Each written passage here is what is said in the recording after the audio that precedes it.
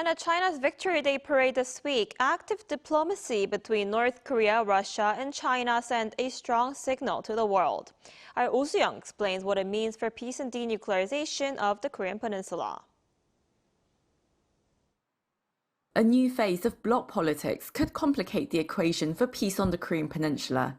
That's according to analysts in Seoul, after Kim Jong-un joined Xi Jinping and Vladimir Putin at China's Victory Day celebration in Beijing.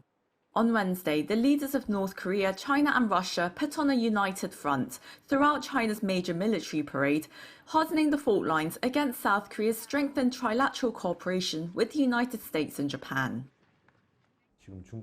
China and Russia have openly declared that they intend to advance a so-called multipolar international order, which will revolve around the global South, BRICS, and Eurasian states. Their gathering reflected that push.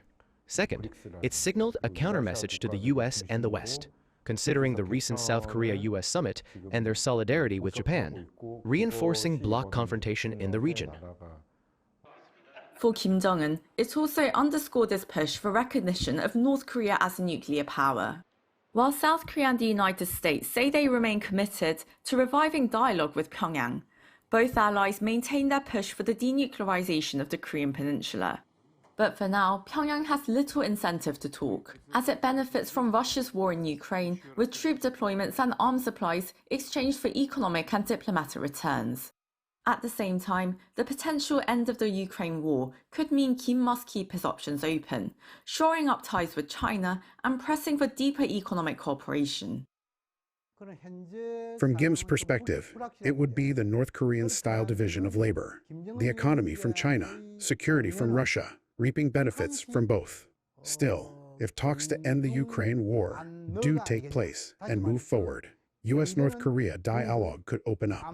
In that dialogue, North Korea would seek to leverage China's backing to pressure the U.S. This reflects a calculated diplomatic strategy. For South Korea and the U.S., China adds another layer of complexity. China's decision to invite Kim underscores its role as a key player in Korean Peninsula and regional affairs, displaying Beijing's firm influence on the North. The message is that Seoul and Washington must maintain amicable ties with China if they want to improve relations with the North.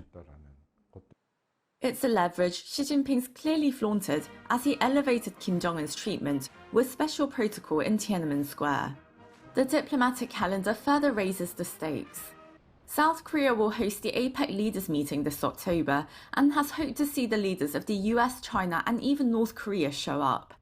Attending the Victory Day parade instead of President Lee Jae-myung, National Assembly Speaker Woo Won-sik has invited Xi Jinping to APEC once again. It remains unclear whether the Chinese leader will accept.